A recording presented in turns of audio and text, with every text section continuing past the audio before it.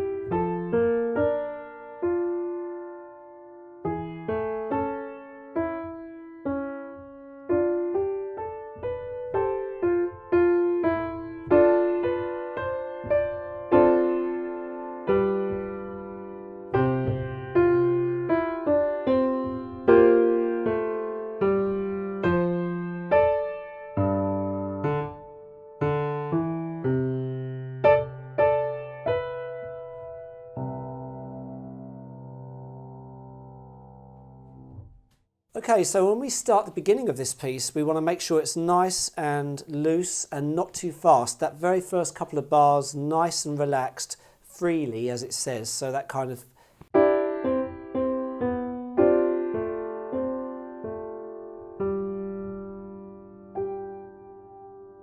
that really sets it up then for a relaxed sound. If you play it too mechanically, there's not much emotion to that, so nice and slow.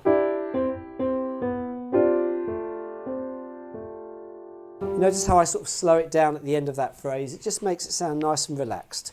We then get on to bar 3. Everything is smooth, so we want to make sure our left hand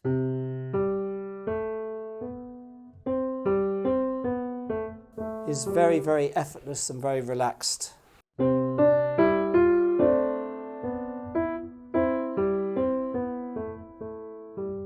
And of course, when we get to the end of that bar, there's a little crotchet rest, a very tiny little detail in bar 4.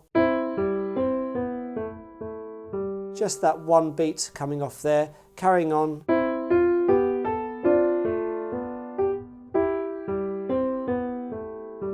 Every so often you see these tiny little rests, but you know, they're only momentary. So we have that little bit there. And then just that chord.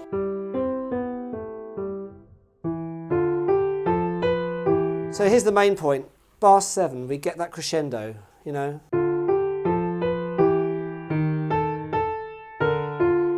So nice and soft to start with, building up,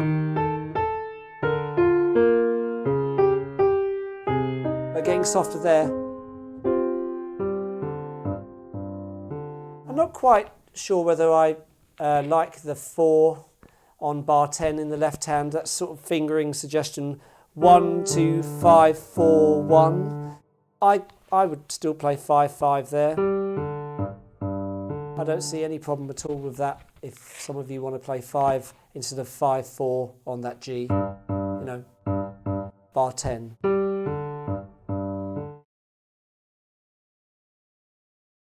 Carrying on then, back to MP, bar 11.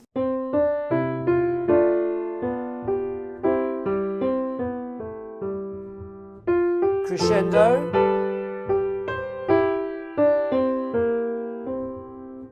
Now on this bar, I would suggest we drop the volume slightly, bar 15, because we've got that crescendo coming. So to have that nice effect, kind of building up from there.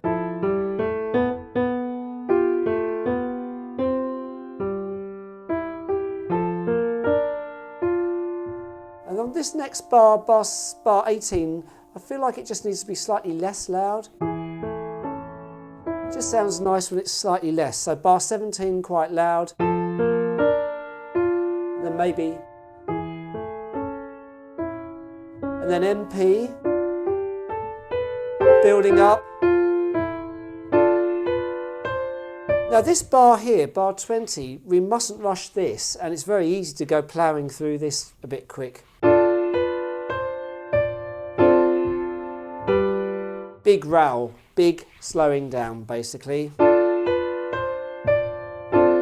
Even slower maybe. So if I go from the bar before,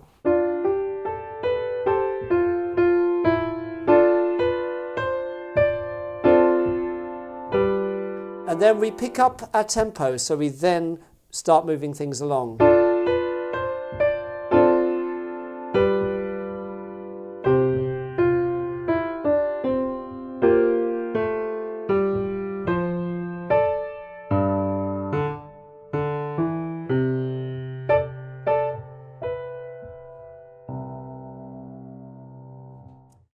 Just be careful when you're playing page 2 at bar 18 in the left hand. You have a treble clef creeping in there. So if I play bar 17, followed by C sharp in the left hand to D, and we're reading treble clef from that point until the end of bar 20, where we go down to C. So for those bars, sort of, 19 and 20, they are treble clef left-hand notes, including the last note of bar 18. Just be careful there, because it's easy to maybe not notice that. If when you watch these videos you sometimes find me doing slightly different fingering, don't get too worried about that, because quite often when you play pieces there will be certain ways you can play something with different fingers. So as long as you're comfortable with what you're playing, the main points about this piece is just don't rush it. Whatever you do, take your time and just let it amble along very, very sort of carefree, in a carefree sort of style. Dynamics are quite straightforward, but those crescendos are nice to sort of build in. Just be aware of them. And yeah, there's the odd pedal marking in, like in bar 20 or 21, where you're putting your foot on the pedal. I'll explain that actually just briefly. Bar 20. The idea being the pedal is there for half a bar in bar 20. Then a new pedal halfway through that bar. Now they've suggested to pedal both those notes. You could pedal pump it. It's a little bit cleaner if I pedal both of those notes. Either way, there's just occasional pedalling like that to watch out for, but nothing too difficult to do. If you haven't got a pedal to practice on at home, don't worry about that if you're using a keyboard. So good luck anyway with this. It's fairly straightforward, and I hope it works out well for you. I'll see you around soon, hopefully. Take care.